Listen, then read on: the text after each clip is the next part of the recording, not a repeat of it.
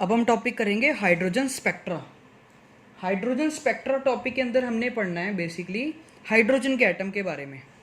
ठीक है, जब हमने अभी एक टॉपिक करना है जिसका नाम है बोहर मॉडल, उसमें हम पढ़ेंगे कि हाइड्रोजन स्पेक्ट्रा क्या चीज़ है। ठीक है, डिटेल में आएगा। अभी आपको थोड़ा सा बताने लगा हूँ हाइड्रोजन स्पेक्ट्रा होता क्या है।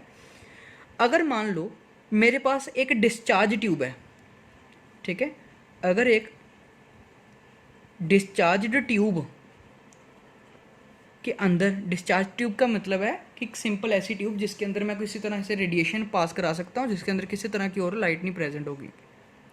ठीक है, किसी तरह से कोई आयंस नहीं होंगे उसमें। अगर एक डिस्चार्ज ट्यूब के अंदर मैं हाइड्रोजन गैस को ले रहा हूँ तो उसके ऊपर मैं क्या करता हूँ, अब एक रेडिएशन को फॉल करा देता हूँ। तो क्या देखा जाता है कि हाइड्रोजन एटम जो है उस रेडिएशन को एब्जॉर्ब करके कुछ देर बाद उसको एमिट करते हैं। ठीक है, ये क्या करते हैं, हाइड्रोजन एटम जो हैं एक रेडिएशन को एमिट करते हैं, जिनको हम अलग अलग सीरीज में डिवाइड करके स्टडी करते हैं। ठीक है, जिसको बोलते हैं हम hydrogen spectra. Hydrogen spectra word जो बना है, जैसे ईएम वेव स्पेक्ट्रा हमने पढ़ा उसी तरह से हाइड्रोजन स्पेक्ट्रा है। सिर्फ फ़र्क क्या है कि इसके अंदर जो पार्टिकल्स एमिट होंगे या रेडिएशन जो एमिट होगी वो हाइड्रोजन एटम से एमिट होगी। ठीक है, हाइड्रोजन एटम से एमिट होने के कारण इसको हाइड्रोजन स्पेक्ट्रा नाम पड़ा। ठीक है, इनको हम जो स्टडी करते हैं इनको पढ़ते हैं सीरीज की तरफ से। ठीक है, आपको बताता हूँ कि अंदर एक्चुअली होता क्या है। होता क्या है कि जैसे मान लो कि एक एटम के अंदर ये पहली सीरीज है।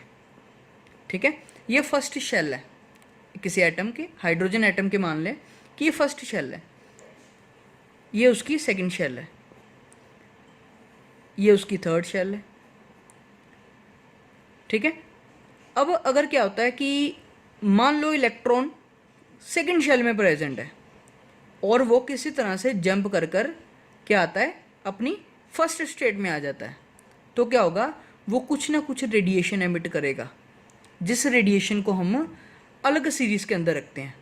ठीक है, फिर दूसरे में अगर मान लो कोई इलेक्ट्रॉन ऐसा है जो थर्ड शेल से जंप करके फर्स्ट शेल के अंदर आ रहा है। ठीक है, इसी तरह से ऊपर कोई फोर्थ शेल है, यहाँ पर कोई फोर्थ शेल है, यहाँ से जंप करके इलेक्ट्रॉन क्या आ रहा है, फर्स्ट शेल पे आ रहा है। तो इन केस को, जितने भी केस होंगे कि जिसमें इलेक्ट्रॉन अपनी, इसको बोलते हैं एक्साइटेड स्टेट, हायर एनर्जी वाली स्टेट जो है जिसमें इलेक्ट्रॉन अपर स्टेट में प्रेजेंट है, इसको बोलते हैं एक्साइटेड स्टेट। जब इलेक्ट्रॉन और जो ये जो नीचे वाली स्टेट है इसको बोलते हैं ग्राउंड स्टेट,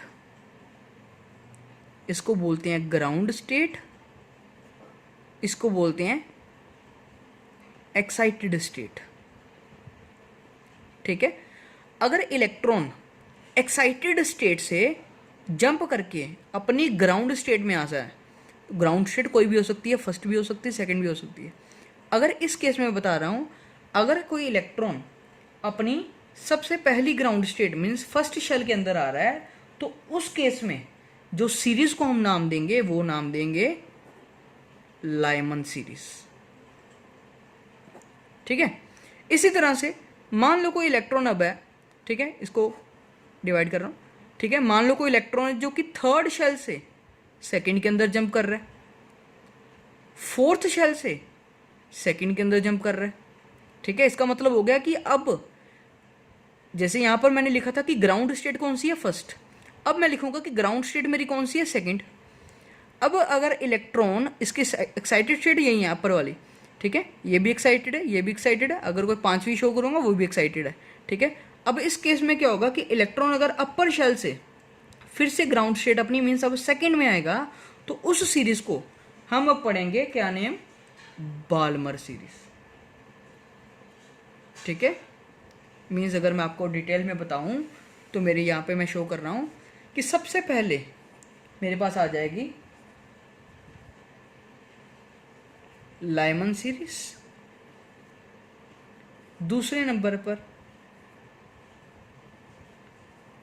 बाल्मर सीरीज, तीसरे नंबर पर मीन्स हो गया कि इसमें थर्ड शेल जो होगी हमारी ग्राउंड स्टेट वर्ड होगी, उसकी आ जाएगी पेस्चन सीरीज, फोर्थ केस में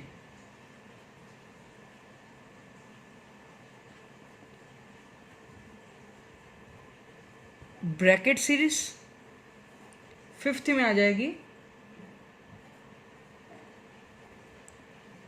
पेफंड सीरीज। ठीक है, इस तरह से हमारे पास आ गई 5 सीरीज।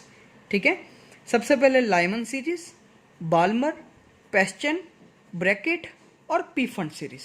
ठीक है, लाइमन की बात करें तो इसके अंदर N1 की वैल्यू जो होगी, मीन्स जिसमें इलेक्ट्रॉन फॉल करेगा, वो होगी 1। इस केस में जो N1 की वैल्यू होगी वो होगी 2। पेस्चन के केस में N1 की वैल्यू जो होगी वो होगी 3। ब्रैकेट के केस में N1 की वैल्यू कितनी होगी 4 और पीफंड के केस में N1 की वैल्यू होगी 5। इस केस में इलेक्ट्रॉन कहाँ से जंप कर सकता है, मीन्स N2 की वैल्यू क्या होगी, वो हो सकती है 2, 3, 4 एंड सो ऑन। इस केस में इलेक्ट्रॉन कहाँ से जंप कर सकता है N2 की वैल्यू 3, 4, 5। इसी केस में N2 की वैल्यू 4, 5, 6 एंड सो ऑन। इसी तरह से यहाँ पर 5, 6, 7 आ जाएगी और यहाँ पर 6, 7, 8।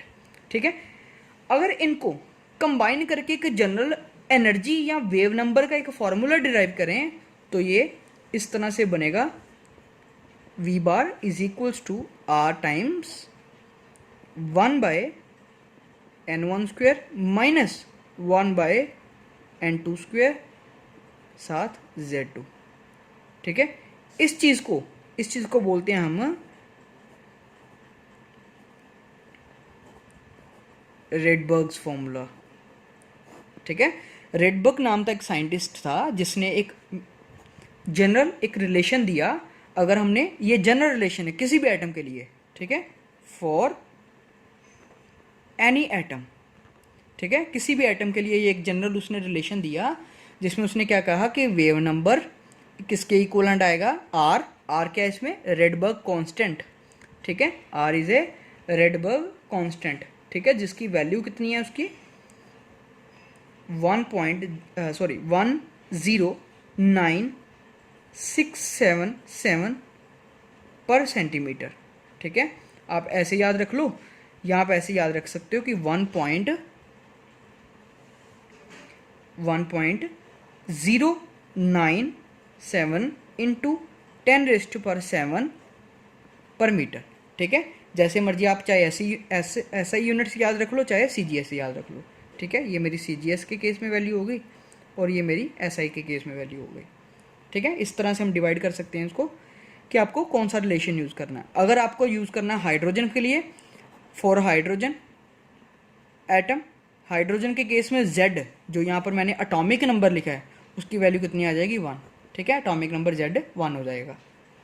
ठीक है, इस फॉर्मूले से हम देख सकते हैं कि जो भी, अगर हमको मान लो मेरे को कहा जाता है कि इलेक्ट्रॉन फर्स्ट में जंप कर रहा है फ्रॉम थर्ड से, तो मैं वैल्यू यहाँ पे फर्स्ट की N1 की यहाँ पे पुट करूँगा, N2 की यहाँ पर।